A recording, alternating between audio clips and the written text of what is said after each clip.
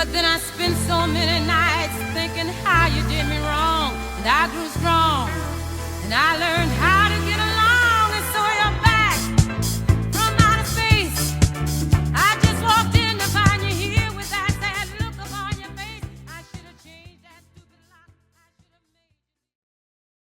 How do you think Pride brings together people of all races, identities, genders, and sexuality in a small town?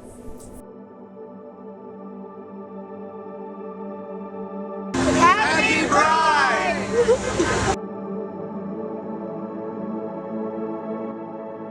I think it just honestly, it opens the door for anyone that is a minority or a marginalized group to have actually a giant safe space for a day.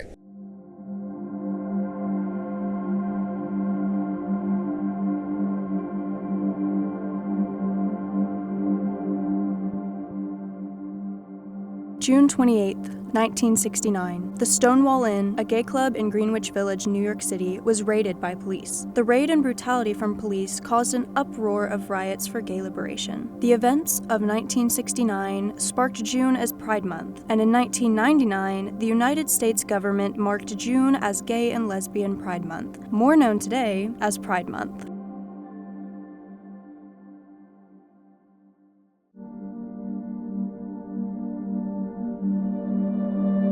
Like most states after the Stonewall riots, topics of gay liberation came quickly to the forefront.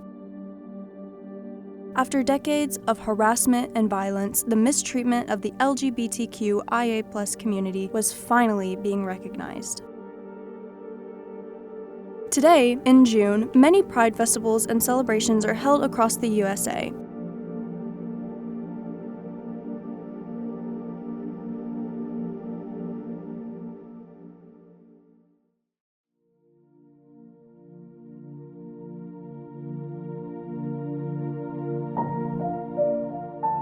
So, what about the small towns in the Midwest?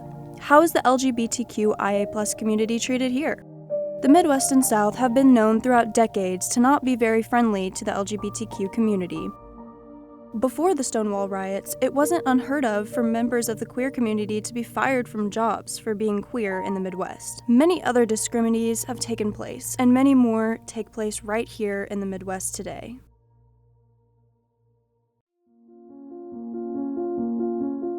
My questions for the Midwest are, why don't you think these people are human? Why does the word different terrify you? Why do you hate love that looks so different from yours?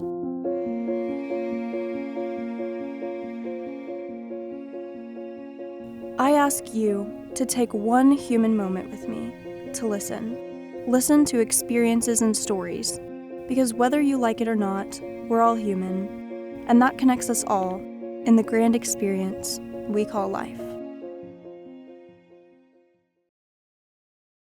Let's fucking go. Let's fucking go. Let's fucking go. Let's fucking go. Let's fucking go. Let's fucking go. Let's fucking go. Let's fucking go.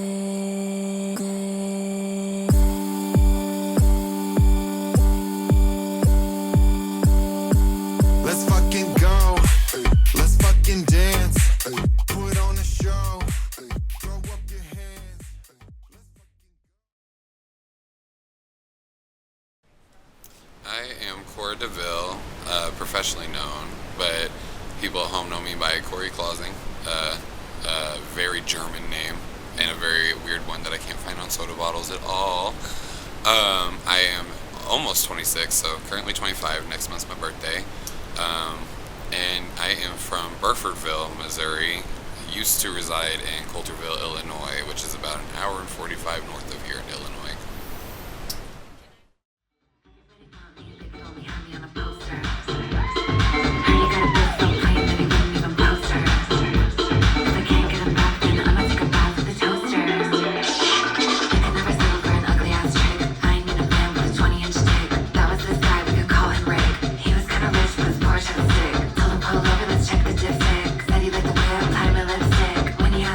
I'd be his chick, I played too hard to get, and he moved along quick.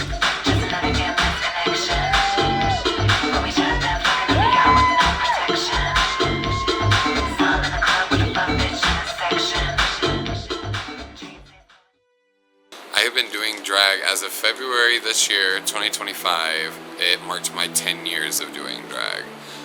Because I started when I was 15 years old in the privacy of my own home as a bedroom queen. But a lot of people like justify it as like when you hit a stage. I say, baby, I started drag when I put on makeup and clothes with the intent to do drag. So that was when it was the day after Valentine's Day in 2015 because like, you know, men screw us over a bit. So I wanted to treat myself to some self-love and finally try something I always wanted to do. And 10 years later, here we are. The name inspiration, Cora DeVille, I originally wanted to just be known as Cora, but then my mom was like my manager at the time and she was calling businesses and being like, hey, book my kid basically. And one place said the name Cora was just so basic by itself that I would never get booked, so I had to have another name onto it. So that's where I formed DeVille, because Cruella DeVille, Cora DeVille. I love the Legend of Korra, the Avatar: The Last Airbender series, because it was the first like openly queer representing cartoon in the modern day, because it represented bisexuality in that cartoon. Cruella DeVille, obviously I love my Disney villains. Maleficent is my fave, but Cruella DeVille holds a special place in my heart, especially after that remake and the fashion.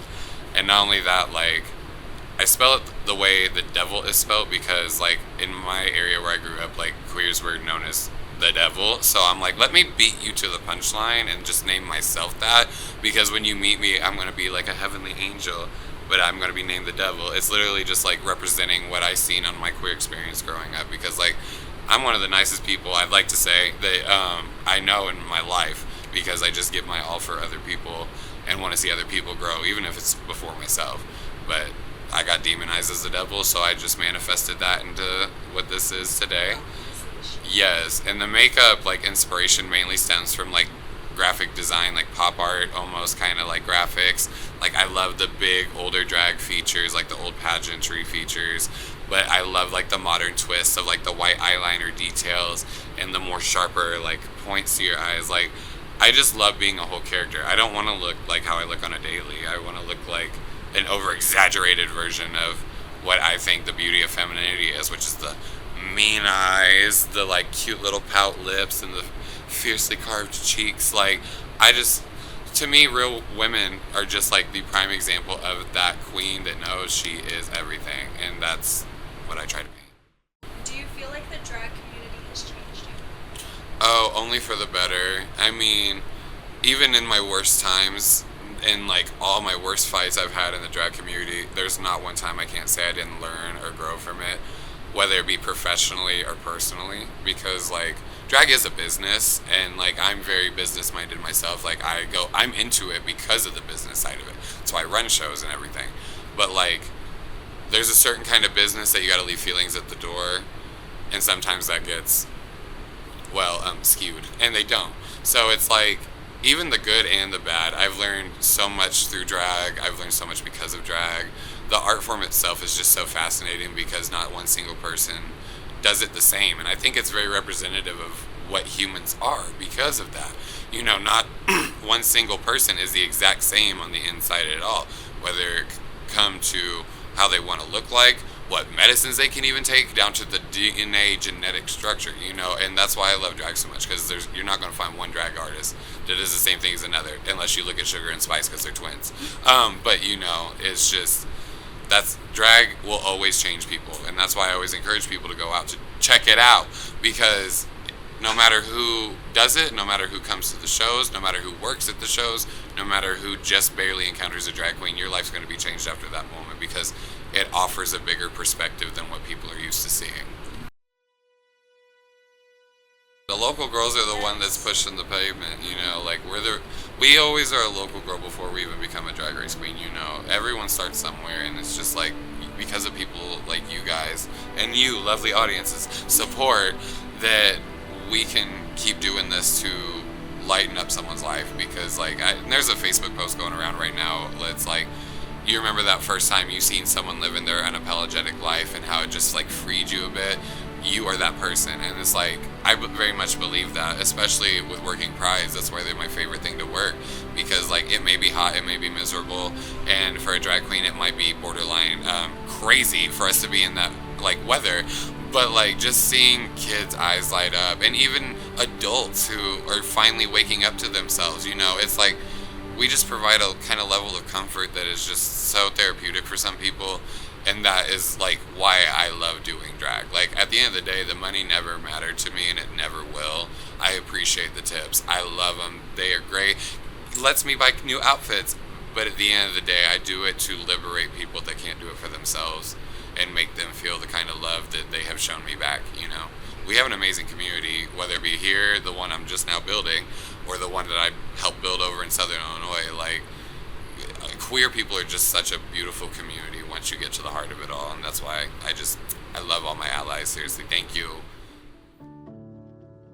Honestly, the LGBTQIA plus community to me means a lifeline that I didn't know I had, because like there was a lot of years where I didn't believe in living past that day. You know, there was a lot of times I almost didn't. Thank God for my good old baby Angel, who passed 2 years ago.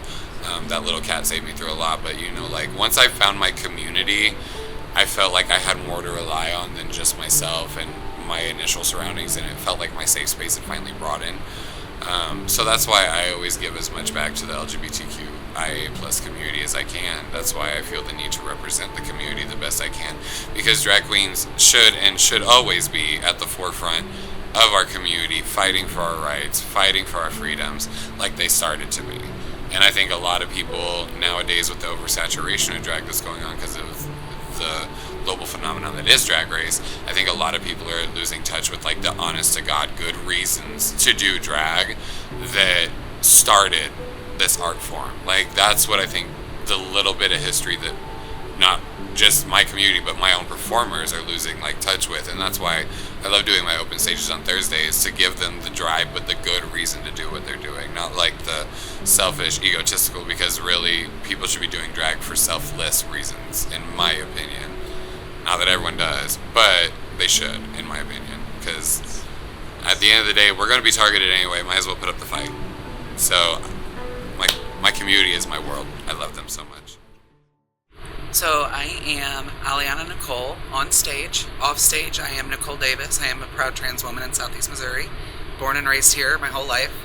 I've lived in a little town called Scott City since I was born.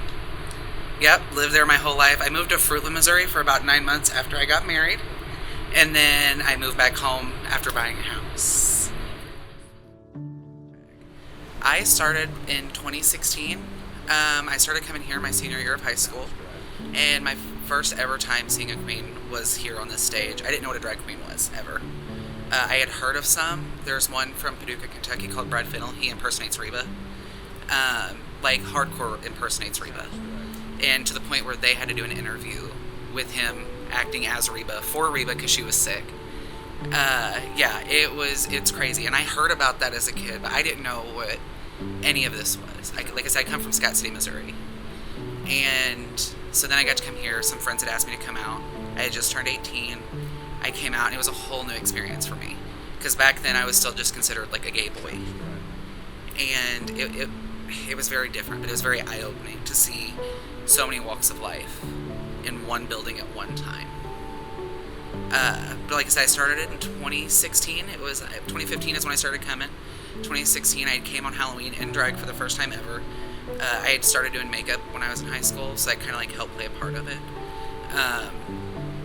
And then I came here on Halloween, and Naomi Michaels had looked at me and said, "What's your name?" And I was like, I stated my boy name at the time, and she's like, no, show name. And I was like, I have no idea. She's like, say it, I'm on the mic. And I was like, Aliana Nicole. Just out of nowhere. And she's like, all right, she'll be here next Thursday for our open stage night. And since then, I've been performing. I performed for a couple years, on and off. Well, for about 2 years, I was completely doing it all the time. Took a break, because after I got married, and then I came back and tore my ACL on stage, right where we were standing, and completely tore it. So I couldn't come back. I thought my drag career was over. Last August, they asked me to do a birthday show for somebody, and I've been fully booked and blessed since then, nonstop. So roughly going on 10 years. We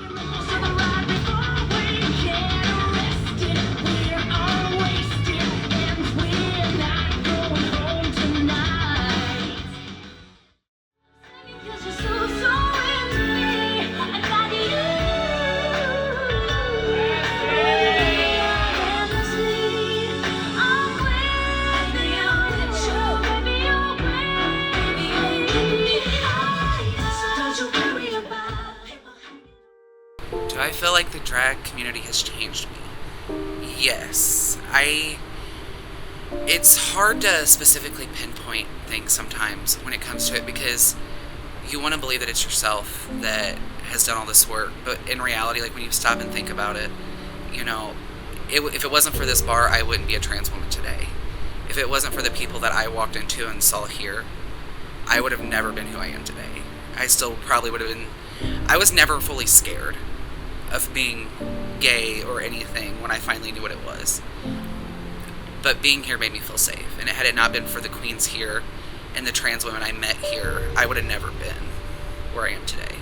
And so I think in that way it has changed me in so many aspects. And it's helped me grow as a person, not only in a personal manner, but also as like a businesswoman. You know, I know how to, you know, do certain things because of that as far as business-wise goes. I learn how to deal with people more, you know, because I deal with all walks of life in here and in any bar or club I perform in.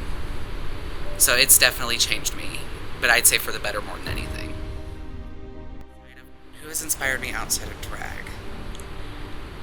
As much as I would love to say a celebrity, because as far as like in drag goes, I always like to say I was like Anna Nicole Smith, and I know a lot of people don't know who that is these days, but I've always looked up to her since I was a kid.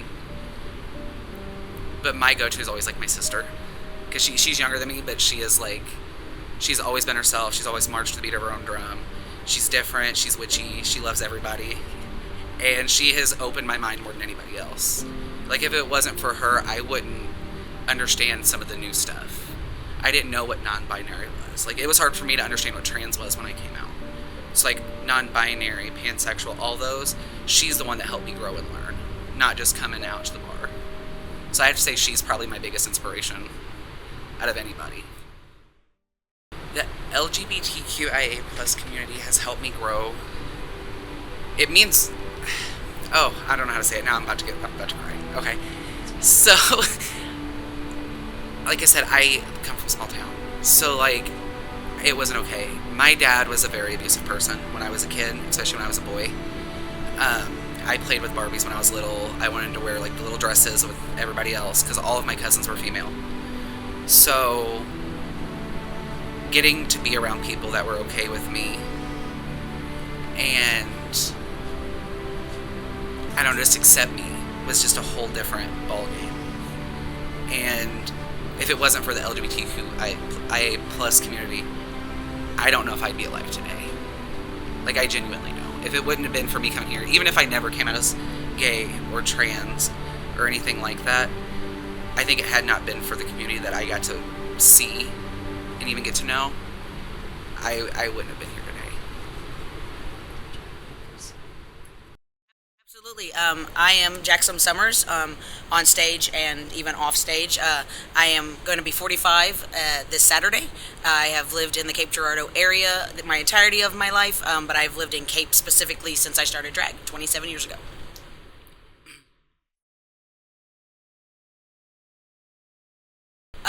Eye-opening in a lot of different ways. Over time, in general, looking back, and even as things happened, it's been a very positive. And, you know, there's always negative experiences in anything you do in life, but the negative always gets outshined by the positive. So, yeah. Absolutely. I first came to this bar as a straight woman that didn't know who the heck she was. I had just graduated high school a few months ago. I was living in my car even, and I didn't even know that I was interested in women at the time until I saw my first girlfriend and I asked her out. And then just from watching drag itself, I was like, why can't I do that and do it as a male?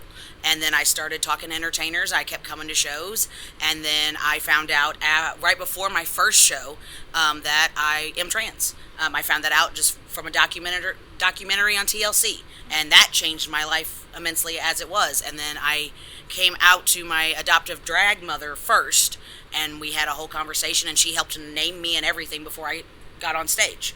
And then last year, I kind of knew before Pride, but I waited till after Pride. I came out as genderqueer, and I wouldn't have done that without 2 or 3 years of experience from non-binary and other trans people in this bar and watching their drag. And it completely changed my drag to where I'm retiring in a completely different place than I was years ago.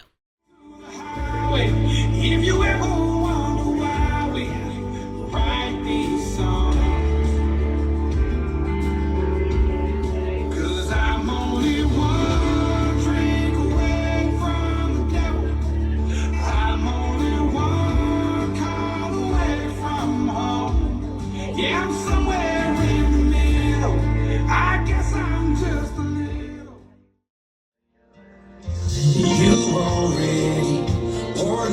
whiskey got me tipsy, leaning to kiss me. Whispered in my ear, kinda quiet. Maybe we should kill the lights. Yeah, whatever you want tonight, I'll do it. Inspired by a lot of people throughout my life, especially anybody that came before me in starting drag, from just watching John Waters films, RuPaul, any other pop celebrities that were famous, and then learning about Stonewall from Marsha P. Johnson and on. They all inspired me. Murray Hill inspires me. There's a lot of people. Anyone that was just cast in the Kings of Drag that's about to premiere this Sunday, they already inspire me. So everybody, whether you came before me or after me, has inspired me in some way.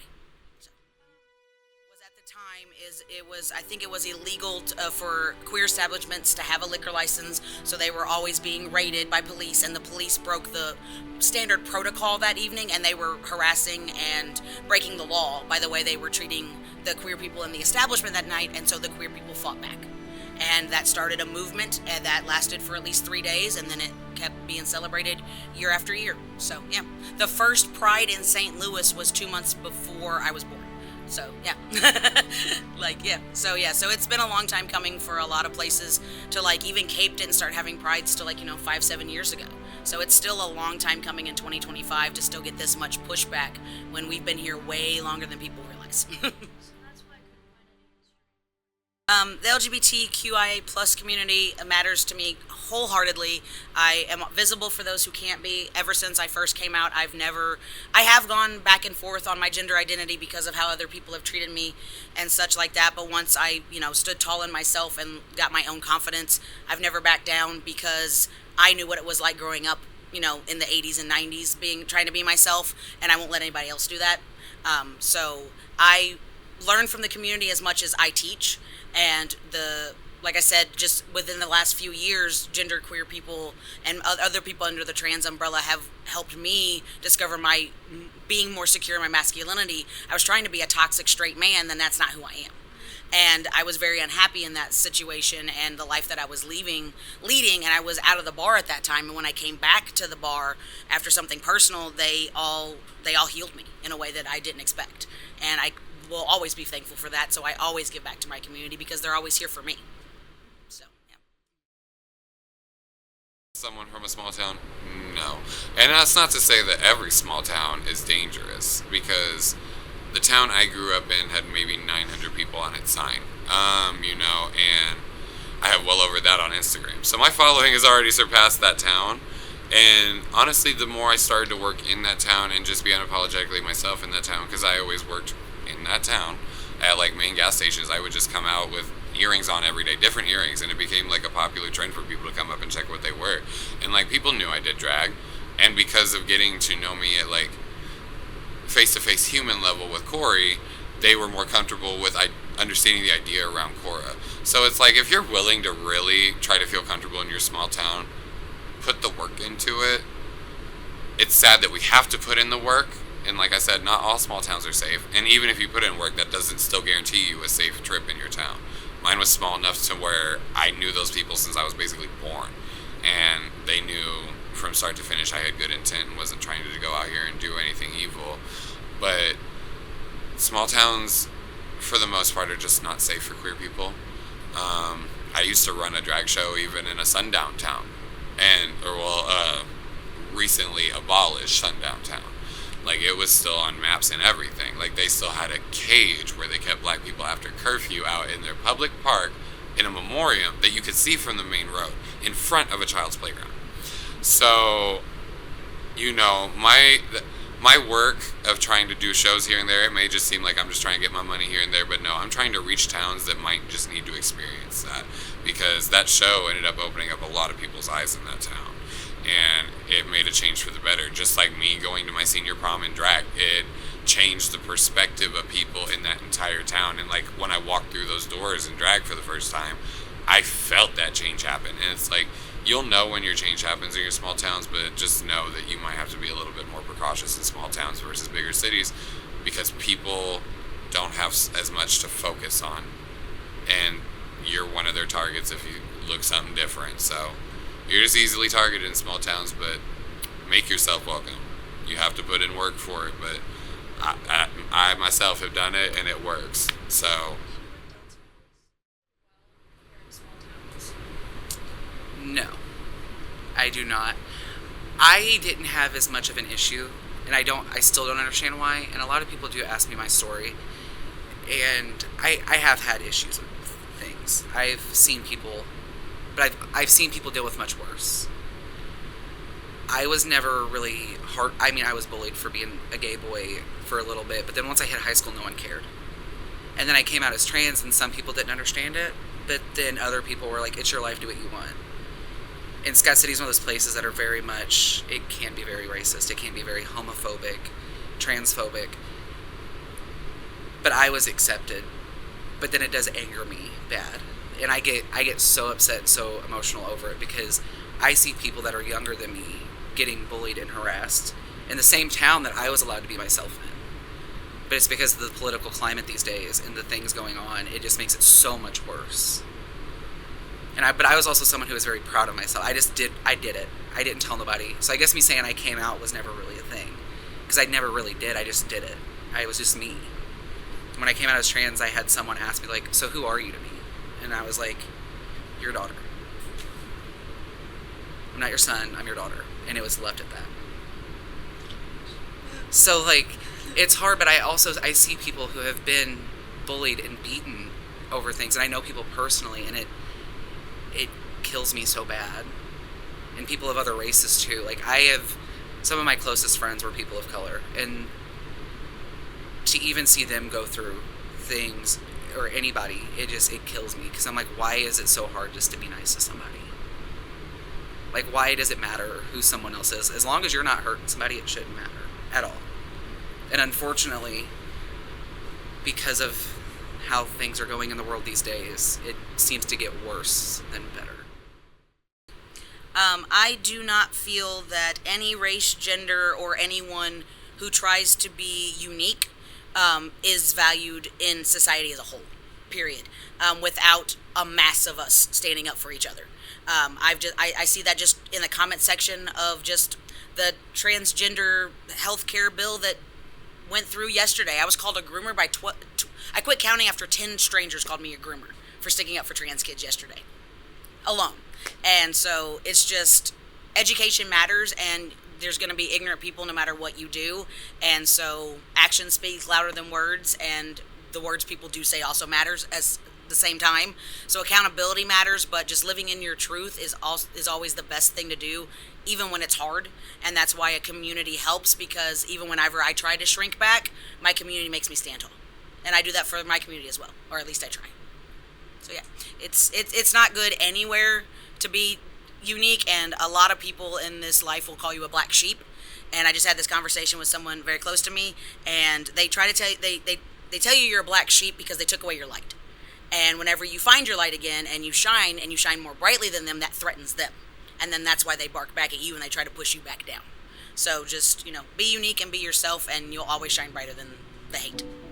I think it just, honestly, it opens the door for anyone that is a minority or a marginalized group to have actually, a giant safe space for a day. It's like giving a child a Snuggie for a day after it's just been crying. It's going to comfort it, obviously. It wanted it. So, Pride for me is that plushie for the gay community that might not have that initially around them. I mean, every bar I work in Southern Illinois, except for one now, is straight owned. We don't have any queer bars over there. Our last one shut down the day after Pride in 2019, and that was Street Bar. And we don't have but one queer-owned bar. Shout out to Sanctuary Lounge here in Illinois. But, we're working around a lot of straight people, so that comfort zone is not necessarily there at our gigs, because there's been times where one show is just not profitable and they drop us. That happened to me at one of my shows this year. And that I make sense of it because of the business standpoint on it, but obviously, morally, it's you think you would stand up for something that's already being targeted so much, but business people don't do that. So that's why things like Pride we have to rely on so hard yearly and keep around yearly, is because that is probably some small town person who is queer's only time of having a genuine safe space around people they can feel safe around. That's why I keep the fight up for Pride. They think straights need a whole Pride Month. Go ahead, do it.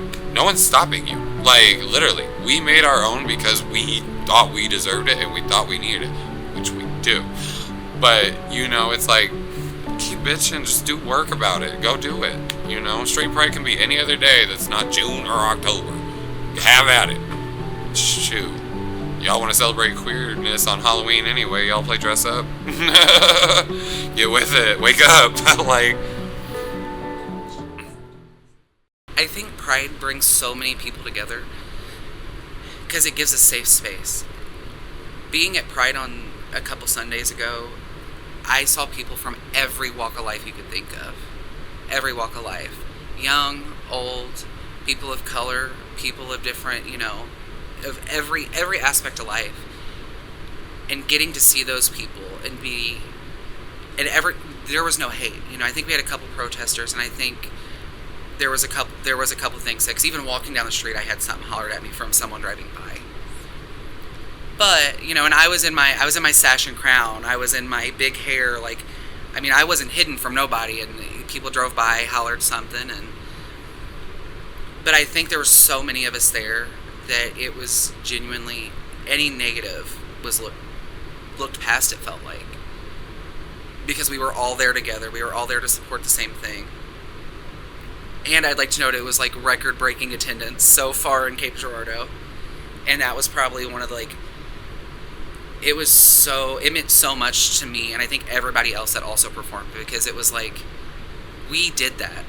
We as a community built that, and we did that together. And I think it just brings people to know that it's okay to be you. It doesn't matter who you are. It doesn't matter what you look like. You are here and you are welcome. Even if you don't agree with us. I saw people there that I knew from Scott City who were head down. They didn't want to be seen there. And I'm like, you're here. You're here with all of us. It's okay. We're not going to judge you. You judge us, but we're not going to do the same to you, because we're here to be happy and love each other. So, and I think once they realized that they were also not being judged for being there, even though they thought differently than we did. They were like, I see how this community is. This is how it really is.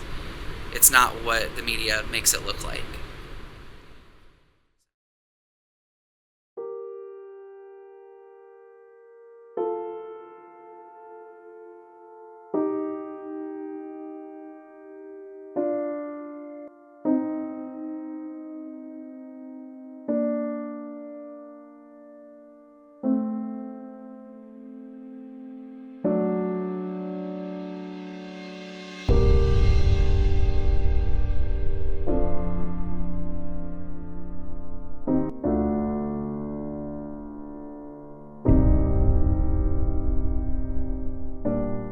Being an openly trans woman in this area, it hasn't been hard as far as people around me. Now, I've had my moments, before I got married, and I guess came out as trans, if that's how you want to say it. There was moments that were hard, mainly because people would be like, oh, you're not a real woman. You'll never be a real woman, this and that.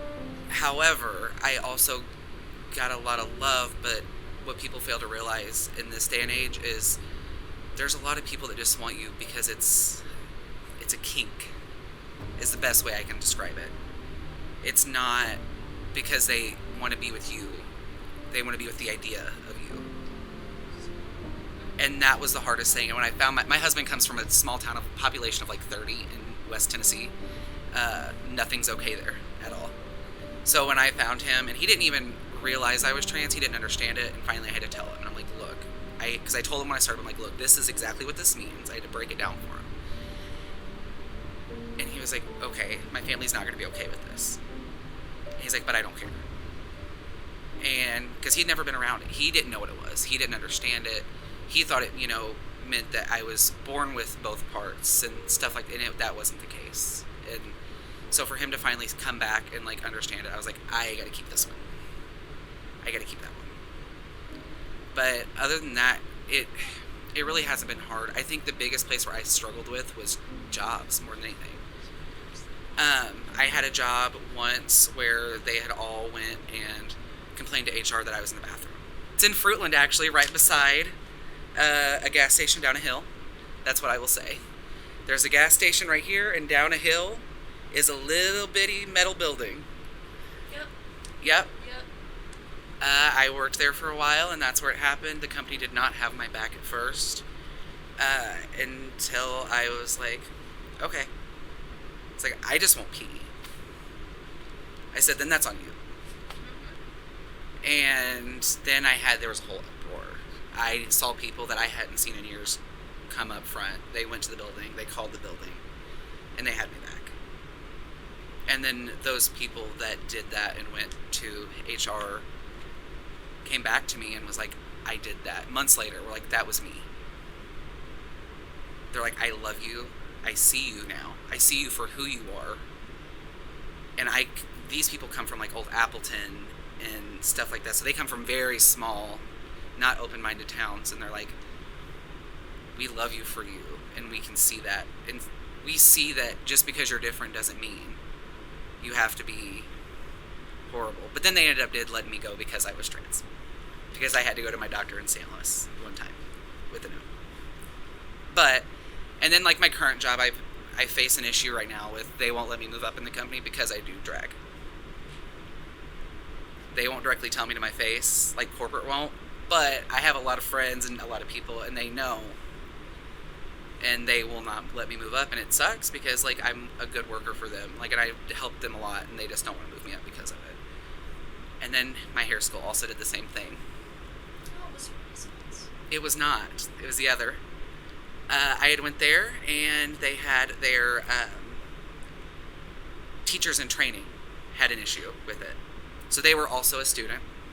They had a whole company-wide meeting about me. I hadn't even hit the floor, so I knew nobody. I was like fresh meat in the building. Didn't know nobody. I used the single-stall bathroom. No one else was in there. They had an issue with it, went to them, and luckily I had a very kind administrator who was like, you know, we do have a private bathroom. And then the person's like, yeah, she can use it. And then she's like, no, baby. If you have a problem, you can go. But Nicole's going to use what she wants. My ID says female. You know, there was nothing that they had to argue. What they had on me was my birth name was still on there. Like on my state license for the school. And they're like, but other than that, everything said female. So there was nothing they could legally do about it, even if they wanted to. I don't know, but the girl who comes from a very small town said that they could if they wanted to, and it was fine. It's no big deal. I almost graduated. But Yeah, there's a meme going around now that a lot of people are sharing in my friend group about how pretty much every gay man, and it's not just gay man, because I have several stories of how every gay man at one time has been called a faggot. Just to be blunt, and I've read so many stories, and my worst one for me, other than just walking down the street, has been when I carded a guy. I carded somebody at the place I worked at, and he didn't have ID. And he called me, he goes, fucking faggot, I hope you get AIDS and die. And then walked out. And I was like, that had nothing to do with anything, but thanks for correctly gendering me, I guess. Like, so we all have at least one of those stories alone. And it's one of those things that, yes, it chips away at your heart, and it puts a hole there, but then you hopefully share that story with somebody else, whether it's now or, you know, then or whatever, and shared trauma bonds, you know, help us, but it helps us, you know, stay stronger, and it helps us, you know that we're in the right, even when people try to, you know, water off a duck's back, like Jinx Monsoon says. Like, it hurts at the time, but you gotta just, like, you know, stand taller and be more confident from it, and that's what it does. It makes me realize that I'm the one in the right, not them. So I'm not gonna lie, it took me a long time because I knew I was trans in 1998. I didn't socially transition and stay socially transitioned for another 10 years. And that was just getting people to be like, hey, use my stage name as my name even off stage now. And it was happening already. But like, it was really a big deal for me to, like, when people were calling me Jackson outside of the bar, and I was like, okay, they're still seeing me as a man outside of the bar, but then some people wouldn't. And so it was a slow process because, even people that were close to me, they had their own hiccups with it, and, like, they would gender little things about me, and, like, I was too man enough to be a woman, and then I was too girly to be a man. And then I was like, well, who the hell do you want me to be? And then I realized I'm exactly who I am. I'm right in the middle, and that's okay. And so it's just a matter of just, finding yourself, whether that takes, 20 years or 30 years or one day, just, it's going to be, I call it like putting on a sweater. And, like, you're going to learn a lot of stuff, especially in this day and age coming out. Like, there's a lot more flags, there's a lot more terms, and people are like, I don't know who I am. And I'm like, that's okay. You don't have to right this second. So try this sweater on. Did that fit you? Okay, that's not for you. That's great. If it messes up the Emperor's Groove, that's not the right one. And you can go back and forth, because I was, just a man for the longest time, but then I was going in and out of that, and, it just is what it is. And like I said, that's why education matters, and, like, people that were younger than me that had a better education under the umbrella changed me even. So that's why, just because I'm older than you doesn't mean I know more than you. I've told people that my entire life. So yeah, it's just, it takes a whole community. It takes the village to raise people, and I'm just lucky I have the village people. I think it was a new idea. I was the first, when I started, there was someone who was non-binary that went there, and they had issues with some of the teachers not understanding. And they were someone who was more fluent, and they wore bigger makeup, and they would wear drag to school. And so, like, they made that statement as to where I went in. I think that's, even that person till this day was like, I have your back, because they went in with, being very exaggerated. And that's who, and they admit that. They said that's who they were, and that's who they love to be. As to where I literally came in my normal clothes. I had my cardigan on, my Taylor Swift, pullover, and had my hair curled. Like, I was just a good old Southeast Missouri girl coming into school. And yeah, like, I was just coming in to do my thing, and they're like, you live your life, and you're open with who you are, but you're not over-exaggerated with it outside of drag. So they're like, I don't understand why there's an issue. So, and I think that was it too, is the other person was very much, like, loud and proud of who they were, and I was proud of who I was. I'm quiet. I am very quiet sometimes. So.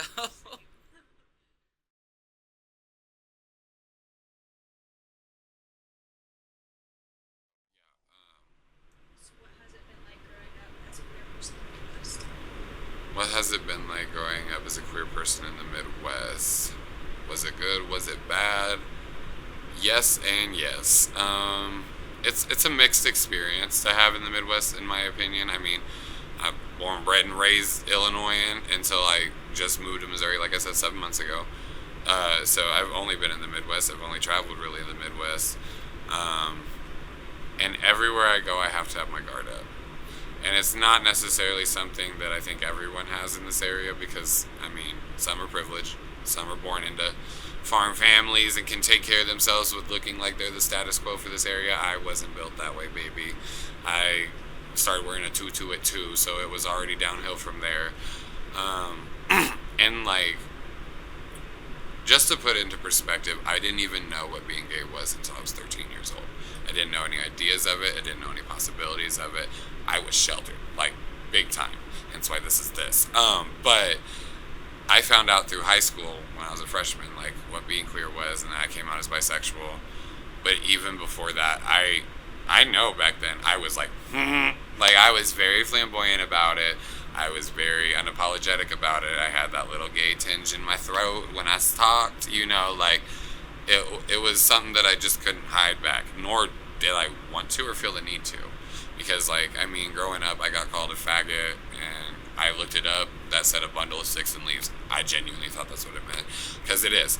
And then I got called gay, and I looked it up, and it said happy, which it also means that too. So that's literally what I thought I was being called the whole time. I was so confused, because I was targeted. I got hit in the mouth with, like, hockey pucks as a kid a lot, hence why the dental history is not the greatest, is because of fucking bullying. And I say the F-bomb severely with that, because what the hell. there was one time in second grade, and this is what got me stopped riding the school buses. I got held down in Jesus position and kicked in my dick until I peed blood when I went home. Second grade, I was 7 years old, for reference.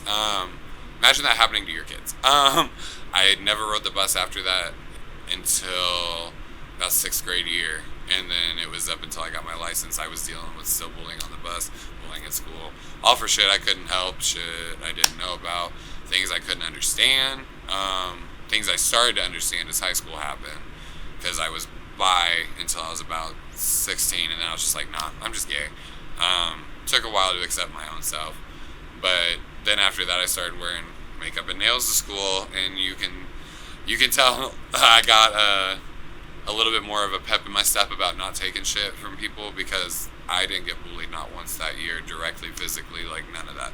That was the first and only year, was my senior year, and that was the only time I actually wore makeup and nails. So it's funny how it kind of goes in tandem, but you know, like I was saying earlier in the interview, being queer forces you to age a bit quicker and mature a bit quicker, and by that time I knew how to defend myself, and I had definitely mentally grown past my surrounding peers. So you know, it was a lot of work to get to where it could have been. It was good living in the Midwest as a queer person, and then once I got into drag, it started a whole nother kind of round of that bullying again, because you're like the new kid on the block, you know, and people are picking at you to see how far you break and bend. And then, you know, it took a long time in my career for me to establish myself like as a serious performer. I'm not just doing drag for the quick money. I'm not just doing it for shits and giggles. Like, no, this is what I want to do as a career. And once I put my foot on that, it started to work out in my favor again. So the more, I guess, into my queerness I got, it was the better my experience got. So that's why I tell anyone, yes you, just to be yourself, because then you're going to set the path for yourself to live the best life you can in the shitty situation that is the Midwest. Yeah, that experience affected me growing up nowadays, because I just, like I said, I look at the world like someone's watching me over my shoulder. You know, it's like I'm always kind of on guard for the next thing to be thrown at me. And I mean, it's kind of like a weird kind of fight or flight, because I can control it. I can know whether I should advance the situation or not. You know, I can really read people, because I've seen so many true colors get thrown at me because of just being myself. You know, and that's the thing with being queer too, is like whether you have good interactions with people or bad, it's always going to be 100% like raw. And I think that's what really affects our community nowadays, is like we're really about the serious emotions. We really deal with serious issues. We really deal with the weight of the world kind of watching us a bit, you know, and that's why I think like even now I still am like, who's watching behind my back? But at the same time can still be comfortable while thinking that, you know. It's a weird coping mechanism, but queers out there will definitely understand what I mean by that. Like, you find a kind of comfort in watching over your shoulder, as sick as that sounds. I think the political climate for this year made our attendance better. I think it made people realize that it's time to love who you are. It's time to love your neighbor. You know, Cape Girardeau is a very diverse area. You have people from different walks of life, and there is a lot of hate in this town and in this area. But what people don't realize, you go to the college and look in those old newspapers from 1910, there's record of trans women and people from all walks of life in obituaries. I was very lucky enough to get to sit down and have dinner with a organization one night recently over the last couple months, and they told me, they're like, they were showing me the newspaper articles, and they're like, this was 1910, and they said this was his name, however he liked to go by, and said the female name. And I'm like, although they didn't word it how we would have worded it today, they would have just said the female name and left that away, they still showed recognition and care for those people that had passed. And I think this area has so much growth that it can do, but I feel like we're just building more and more.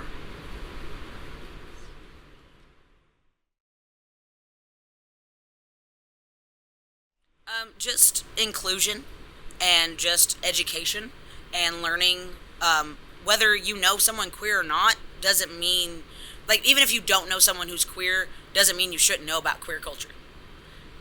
It's a part of history. It's a part of life. Just because I haven't adopted someone that's a different race than me doesn't mean I haven't started doing research in case I do. Because I do want to adopt queer kids in my 50s if I can, or at least foster them. And so I need to learn a lot about different races and different, ethnicities and different cultures. And luckily I'm a jacks of all trades and I like that kind of thing. But, like, I'm never going to tell someone you can't come into my house because you don't look like me. Quite opposite, actually. So it's just a matter of just inclusion, education, and showing up for humans in general. Not picking and choosing. Because that's not in the Bible. So the advice I would give homophobic people, or people that just don't get what we are yet, that need opened up to an open perspective, I'll say that.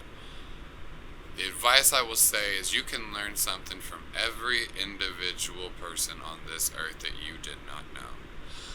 I can look at you and you could tell me probably one thing that I never knew in my life, and it's true.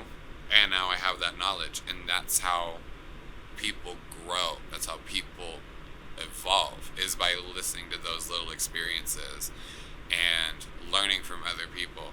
My best and biggest piece of advice, not even just to homophobes, to anyone listening right now, learn to listen. Learn to listen to other people. Learn to be willing to change your perspective on a different idea. Evolution follows the human species in multiple ways. Not only just the human species, but animals, sea creatures, insects. Evolution is necessary for life in general. Not for a certain part, for life in general. So it's like to just shut off and reject something you don't know and discredit it because you don't have actual proper knowledge on it. And I'm telling y'all you don't. Is to rob yourself of a learning experience that you could have. So the best thing I could tell any homophobe, learn to fucking listen. And learn that we are just human. There's no hidden agenda here. We want to be treated as human. We want to be able to live our daily lives, just as straight, cis people have been able to do for their whole life. There's not a reason we should be fighting for our rights, because we should just have rights. Point blank, period. Because at the end of the day, America is a free country, as it was founded on, or should be a free country, and we're all just trying to live life to our own freedoms. At the end of the day, I always say, if you're not hurting someone with your immediate choices in your life, then why worry about that person? Why spend time on that person? Put your energy on yourself and how you're going to make the world a better place. Because I bet not a single one of you homophobes that are watching this angry right now have done the same work I've done for veterans, done the same work that I've done for queer people, done the same work that I've done for food banks, for anybody, queer, straight, black, white, anything. Like, put your foot to the work that you want to see done. That's what I say. Put your foot to the work, because there's no reason you guys can't have your straight pride. You just have been lazy. Get to work like us and learn how to punch some pavement, please. Something I wish homophobic people understood was that, and I'm just going to go straight to the song, we were born this way. We did not wire up here. We didn't do that. Whatever higher power that created all of this, they did that, not us. Whether we worship the same person or not, it's not because we chose this. The only thing we chose to do was to be unapologetically ourselves at the end of the day. That's the only thing. Only thing we could do, and the only decision and choice we made was to openly be ourselves. But we didn't choose to be gay. We didn't choose to be trans. We chose to be happy. And with people like that, it's hard. It's hard to be happy, and it's hard to be unapologetically yourself sometimes, because they want to tear you down. But luckily we have things like drag that help people realize, and I've seen it help so many people in this community realize that they're safe and they're okay. And some advice I'd give them is mind your business. Mind your business. Because I don't care that you and your wife are having an affair on each other. So why does it matter that I'm being who I am? I'm not hurting nobody. You know, these queens on the stage aren't hurting nobody. So mind your business, and I'll mind mine.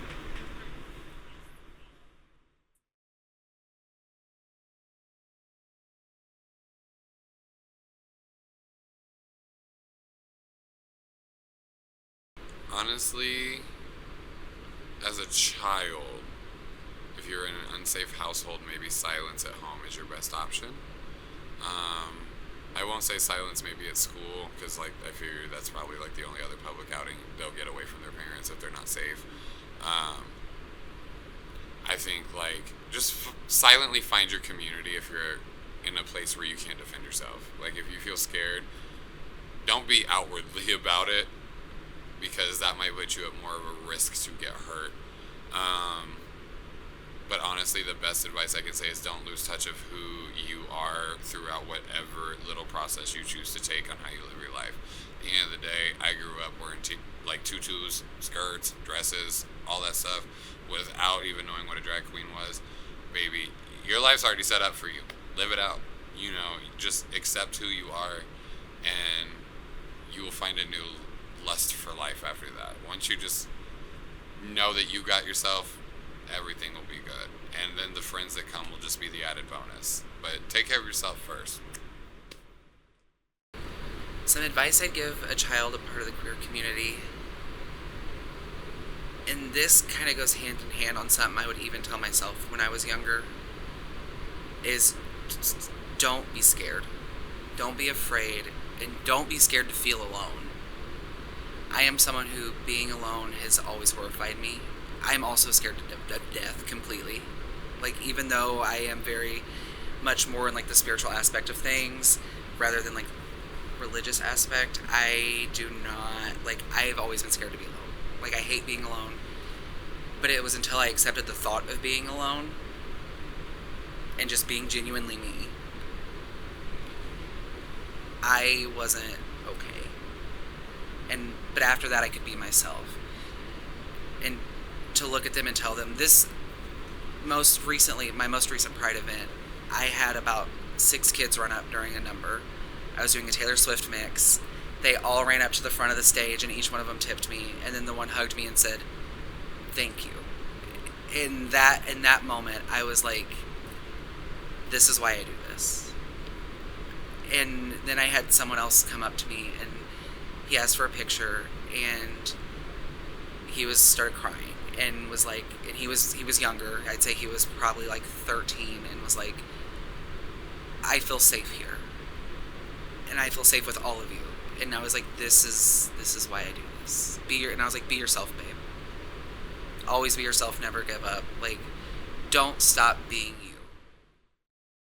It does get hard sometimes, because I want to tell people more and more to be themselves.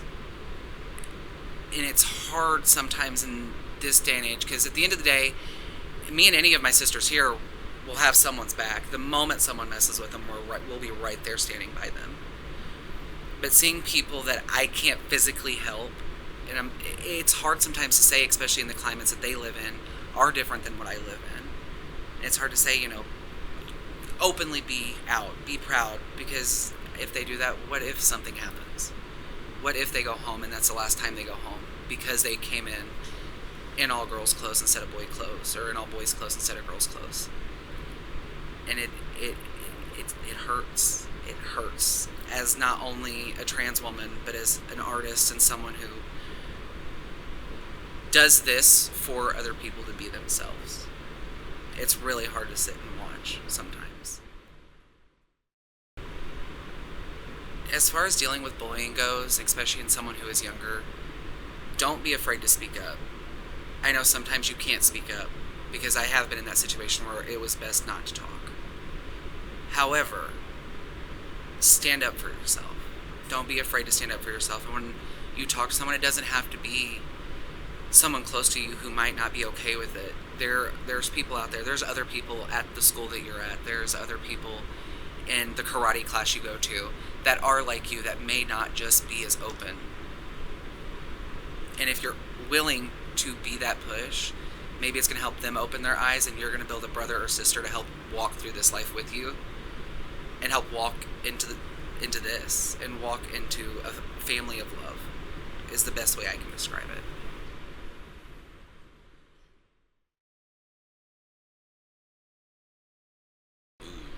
This is very Drag Race. So the advice I'd probably give my younger self is honestly don't take so much weight to rejection, because the thing I face nowadays the most, that is probably the thing that's the hardest in my mental and emotional life, is my constant fear of rejection and disapproval. And I, like, even though I'm doing the most outwardly stuff, I almost intentionally put myself out there in ways to either be 100% accepted or 100% rejected. So the best advice I can give you is just don't weigh so much on that. Don't let rejection validate your feelings when they're not helping you. You know, at the end of the day, it's something I'm going to have to work on now and deal with, because as a child, the rejection from kind of like my father kind of messed me up. And not only that, the rejection from friends at school. Like, I mean, when I was getting bullied, like I said earlier, and kicked on the bus and stuff, I had one best friend that, like, got me through all that.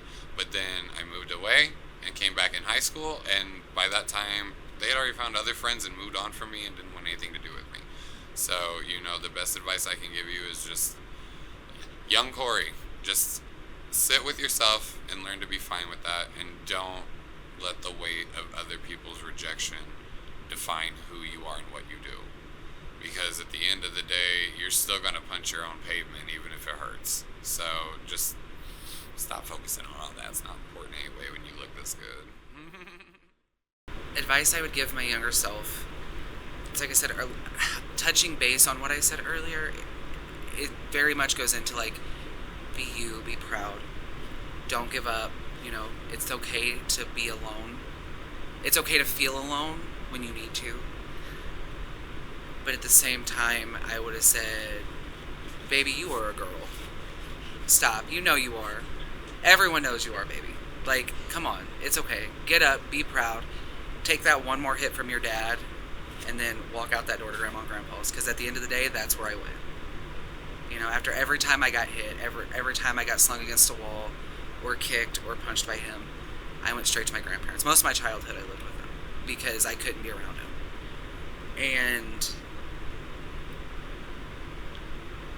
I just would have said, go to Grandma and Grandpa. That's really what it would have been for me. Because even as I came out as trans, you know, they were older, obviously. You know, they were born in the 40s, and they had moments where they struggled. They wanted to call me still by my dead name sometimes, or they didn't quite understand it. But, like, even on my grandpa's deathbed, that literally the day before he died, he's like, where's Nicole? I need to see her.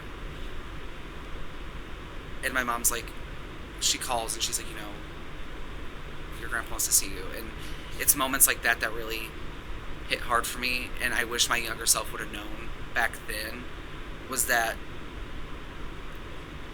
the people that matter the most in your life, whether it be your grandma, your grandpa, my grandma, my grandpa, my sister, my brother, at the end of the day, they were going to be there regardless of if I was still Dalton or if I was still Nicole. And I would give anything in this world to be able to tell myself that now, because it was one of the hardest things to do, to even let myself know that it was okay to be me. Because I just, like I said, I just did it. I didn't tell nobody because I was scared to tell people. So I just did it until people asked questions. And then I just wish I could go back and tell myself that the people that mattered are going to be okay. And they're going to love you and stand by you. And they were proud when they saw me do drag. They wanted to see videos after every week. My sister's here all the time. My sister was my backup dancer for every pageant I've been in now.